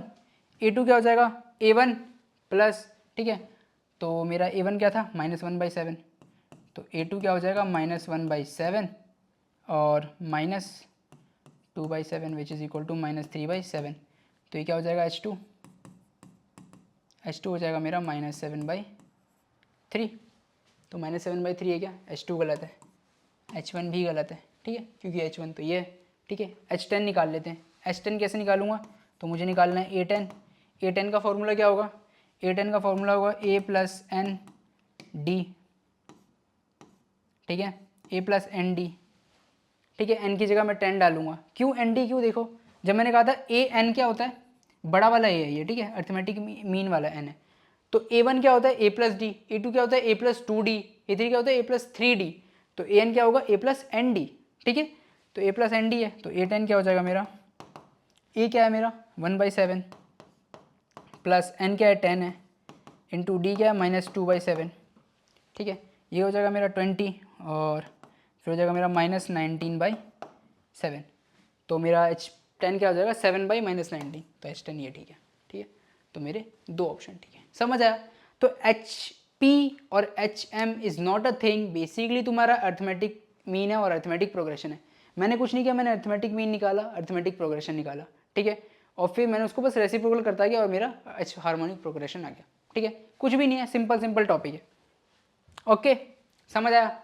अब क्या चीज़ है, अब ये टॉपिक है बेसिकली कि अर्थमेटिक और ज्योमेट्रिक्स दोनों को मिला के कुछ बनाया है, ठीक है, दोनों को कुछ मिला के बनाया है, ठीक है। जैसे ये एक एग्जांपल ले लो, इसमें देखो 1 है, 3 है, 5 है, 7 है, 9 हो जाएगा, तो एक तरह का अर्थमेटिक प्रोग्रेशन है, ये अर्थमेटिक प्रोग्रेशन वाला पार्ट है, ठीक है। इसमें अब देखो दूसरा वाला क्या है, x है, 1 है, x है, x² है, x³ है, x⁴ है, ये तुम्हारा GP वाली टर्म है, दोनों को मिलाया है तो तुम्हारा कुछ बना है, ठीक है, दोनों को मिला के ही तो बना है ना, तो ये तुम्हारा बेसिकली इस तरीके से होता है अगर, तो तुम इसे क्या कहोगे, अर्थमेटिको ज्योमेट्रिक प्रोग्रेशन, ठीक है, अर्थमेटिको ज्योमेट्रिक प्रोग्रेशन।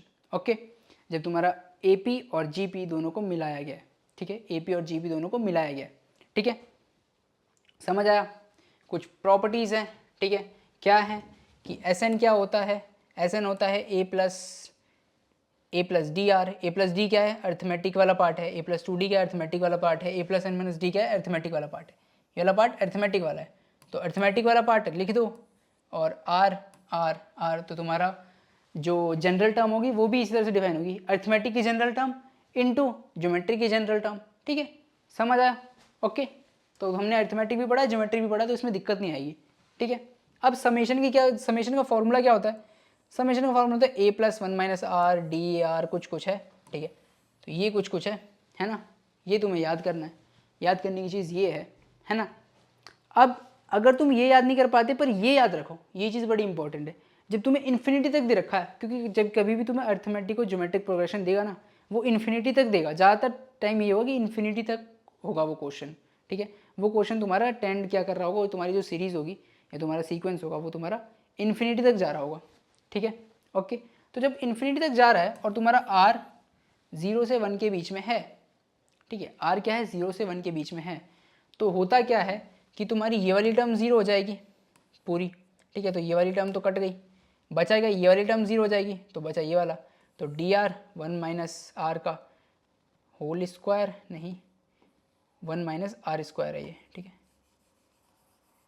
इसको मैं दोबारा लिखता हूँ, S infinity is equal to A plus D R, ठीक है। ये है, ठीक है, ये होगा तुम्हारा। बचेगा क्या, ये बचेगा। समझ आया इतना, ठीक है। तो ये फॉर्मूला याद रखो और फिर तुम्हारा क्वेश्चन हो जाएगा, ठीक है। ओके, फिर इसका एक क्वेश्चन है, find the sum of series up to n terms. n terms तक दे रखा है, इसमें इन्फिनिटी तक नहीं दे रखा। इन्फिनिटी तक देता तो हम कर लेते ना, n टर्म्स के लिए हमें फॉर्मूला पता है, ये है फॉर्मूला, ठीक है। ये फॉर्मूला, इसमें तुम्हें a निकालना है, r निकालना है। यहाँ से a तुम्हें पता है, a क्या आ जाएगा, a इज इक्वल टू देखो 1 है, ठीक है। r इज इक्वल टू देखो r क्या है तुम्हारा, r कुछ तो यहाँ से निकलेगा, ठीक है, यहाँ से r निकलेगा, ये है, ठीक है। फिर ये वाली टर्म है, ये वाली टर्म है, तो r तुम्हारा हो जाएगा 2n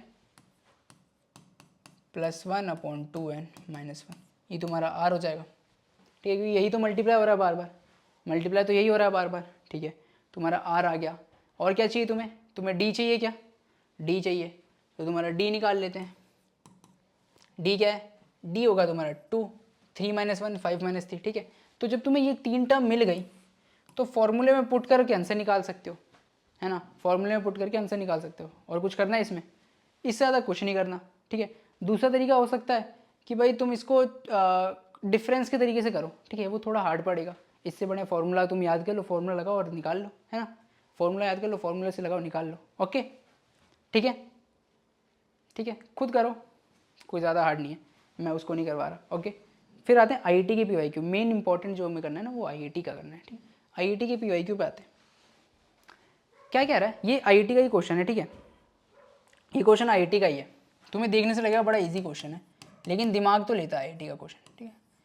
दिमाग का एक पोर्शन तो तुम्हारा लेगा, ठीक है। शुरू के पार्ट सॉल्व कर दोगे, लेकिन आखिरी में आके थोड़ा सा फंस जाते हैं बच्चे, लेकिन फिर भी करो, ईजी है। मैं तो नहीं कहूँगा हार्ड है, बहुत ही ईजी क्वेश्चन है ना, ईजी है। An consecutive term of an arithmetic progression, एक अर्थमेटिक प्रोग्रेशन दे रखा है, उसके एन कॉन्सिक्यूटिव टर्म का सम दे रखा है, ठीक है। और कहा गया है कि सारे टर्म्स जो है वो इंटीजर हैं, ठीक है, सारे टर्म्स क्या हैं, इंटीजर हैं, okay. Then a possible value of N, तो पूछा पॉसिबल वैल्यू ऑफ एन, ठीक है, कुछ नहीं दे रखा, सम दे रखा और सारे टर्म इंटीजर के रखे, और तुम्हें बोला है कि पॉसिबल वैल्यूज ऑफ एन निकाल दो। डन, ठीक है, समझ आता है। चलो सॉल्व करते हैं, कैसे करेंगे, देखो तुम क्या करो, फॉर्मूला लगाओ। तुम्हें पता है एस एन क्या होता था, n/2 2a plus n minus 1 d, ठीक है, ये था। अब इसने कहा है कि ये क्या है तुम्हारा, ये 161 है, सॉल्व कर लो इसको। तो n 2a plus n minus 1 d is equal to, solve करोगे तो 3 2 2 आ जाएगा, 2 मैंने उधर भेज दिया बेसिकली, ठीक है। अब एक चीज़ देखने वाली बात है कि तुम्हें कहे सारे टर्म्स क्या इंटीजर हैं, तो तुम्हारा a इंटीजर होगा, ठीक है, a क्या होगा तुम्हारा, इंटीजर होगा, ठीक है, समझ आया। तुम्हारा d भी क्या होगा, इंटीजर होगा, क्योंकि a इंटीजर है ना, तो d भी तो इंटीजर होगा, ठीक है, d भी इंटीजर होगा। और जो n है वो तो तुम्हें पता ही है, n तो नेचुरल नंबर होता ही है, ठीक है, n तो नेचुरल नंबर होता ही है, ठीक है। तो अगर तुम देखो ये इंटीजर है, ये इंटीजर है, नेचुरल नंबर है, तो ये ओवरऑल तो इंटीजर होगा, ये वाला पार्ट तो इंटीजर है ही, ठीक है, ये वाला पार्ट तो इंटीजर है ही। बचा क्या, n तो बेसिकली नेचुरल नंबर है। अब ये वाला पार्ट इंटीजर है, n को उधर भेज दो। अगर मैं n को उधर भेजूँ, ये वाला पार्ट मुझे पता लग गया इंटीजर है, ठीक है, मुझे कुछ तो इक्वेट करना है, तो मैं करूँगा 2a plus n minus 1 d, कुछ तो मुझे इसमें दिमाग लगाना है, कुछ तो थोड़ा कम लगानी है, और मैं लिख दूंगा ऐसे। अब देखो, अब मेरा क्या हो गया, फ्रैक्शन हो गया, अब ये फ्रैक्शन हो गया, अब इसको इंटीजर बनाना है, ठीक है। अब मैंने एक कंडीशन दे दी और मैंने इसको फ्रैक्शन बना दिया, ठीक है, इस चीज़ को मैंने फ्रैक्शन बना दिया। अब मुझे इसको इंटीजर करना है, क्योंकि ये वाला पार्ट मेरा इंटीजर है, ये वाला पार्ट भी इंटीजर होना चाहिए। अब n की पॉसिबल वैल्यू निकाल सकता हूँ। अब n की पॉसिबल वैल्यू निकालने के लिए मुझे ऐसे टर्म चाहिए जो कि इसको डिवाइड कर दें, ठीक है, यानी 3 2 2 जिनके टेबल में आता हो, यानी मानो 3 है तो 3 के टेबल में ही आता होगा, आता ही नहीं आता, आई डोंट नो, क्या आता होगा देखना पड़ेगा। 4 हो गया 4 के टेबल में शायद आता हो, 5 हो गया 5 के टेबल में आता हो। अगर जो भी ऐसे टर्म होंगे यहाँ पे जिनके टेबल में 3 2 2 आता होगा, ठीक है। तो यानी देखो कैसे करूँगा मैं इसको सॉल्व, कैसे करूँगा, मैं इसका प्राइम फैक्टराइजेशन कर देता हूँ ना, ठीक है। प्राइम फैक्टराइजेशन इज ईजी है ना, तो प्राइम फैक्टराइजेशन कर देते हैं, वही बच्चों वाला तरीका, बच्चों वाला तरीका। क्या करूँगा मैं, 2 ले लेता हूँ, 1 6 1, ठीक है। अब इसको किससे करूँगा, 7 ले लूँ, 7 2 और 7 3 जा 21, ठीक है। अब ये बच गया मेरा 23 बच गया, 23 तो प्राइम है, 23 तो किसी के टेबल में नहीं आता यार, 23 तो नहीं आता, आई डोंट नो 23 नहीं आता, ठीक है। तो मेरे पास ये बच गया, ठीक है। सही कर रहा हूँ नहीं कर रहा बता दो, सही है ना, ठीक है। तो अभी मेरा 322 को कैसे, 23 टाइम्स 7 टाइम्स 2 ऐसे लिख सकता हूँ। तो मेरा n क्या होना चाहिए, n या तो 2 होगा या 7 होगा या 23 होगा, कुछ एक होगा, है ना। n या तो 2 होगा 7 होगा या 23 होगा, ठीक है। समझ आया, ओके, इतना समझ आता है, ठीक है। तो n की वैल्यू 7 है, 7 हो सकता है, 2 है क्या, 2 नहीं है, 23 है, 23 नहीं है, ठीक है। तो आंसर क्या होगा, 7 होगा, ठीक है। आंसर क्या होगा, 7 होगा, ठीक है। आंसर क्या होगा, 7, ओके। आगे आते हैं, देखो ये वाला क्वेश्चन है एक, इस क्वेश्चन की बात करूं तो तुम इसको लिमिट वाले चैप्टर में भी कर सकते थे, ठीक है। हम लोग लिमिट वाले चैप्टर में भी कर सकते हैं, लेकिन क्यों, बेसिकली क्यों, सवाल वही है कि क्यों। जब तुम आईसर में आओगे ना तब बच्चे पूछते हैं सवाल क्यों, और टीचर पता क्या कहता है, टीचर कहता है आई डोंट नो, ठीक है। तो एक हम भी पूछते हैं सवाल। तो देखो जब तुम कॉलेज लेवल पे आते हो ना तो सबको सब चीज़ के आंसर नहीं पता होते, तुमने कुछ तिगड़म पूछ दिया, अब प्रोफेसर भी थोड़ी भगवान है ना, तो उसको नहीं पता होता, वो सिंपल सा कह देते हैं यार नो आई डोंट नो, ठीक है, खुद ढूंढो खुद पाओ, है ना। तो ऐसे ही है, हम भी यही पूछते हैं कि क्यों करना है इसको वहाँ पे, हम यहाँ पे क्यों नहीं करें, है ना। तो मैं कहता हूँ आई डोंट नो, मुझे जो अच्छा लगा मैं वो करता हूँ, है ना। तो अभी वही बात है कि इसको वहाँ पे नहीं करते, हम इसमें करके देखते हैं कैसे होता है। अब तुम देखोगे कि मैं करना क्या चाहता हूँ, मैं करना चाहता हूँ k⁻2019 का समेशन। तो समेशन वाला पार्ट मुझे पता है कहाँ का है, सीक्वेंस एंड सीरीज का है। ये कहाँ का पार्ट है, सीक्वेंस एंड सीरीज का ही पार्ट है यार, ये सीक्वेंस एंड सीरीज का ही पार्ट है, ठीक है। तो मैं करना चाहता हूँ ये कि मैं 1⁻20, अरे यार मिट जाएगा एक बार में, 102 ठीक है, 1⁻2019 प्लस 2⁻2019 प्लस 3⁻2019, ठीक है।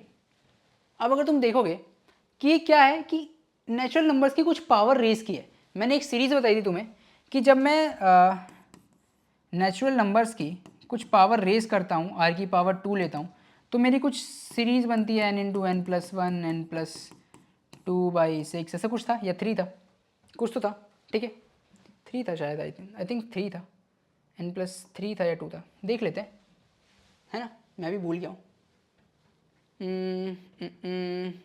समेशन पे था ना, देखो क्या था, n+1 था, सॉरी 2n+1 था। तो बेसिकली मैं कहना क्या चाहता हूँ, देखो क्या था कि r² का क्या है n, ठीक है, कुछ टर्म्स है, और ये अगर मैं इसको खोलूँगा वापस से तो ये क्या हो जाएगा, देखो n वाली टर्म देखूंगा, मैं सिर्फ n वाली टर्म देखता हूँ, n² 2n² और 2n³ ठीक है, 2n³/6, इस चीज़ को खोलो तो ये क्या हो जाएगा तुम्हारा n² और n², n⁻⁴/4, ठीक है।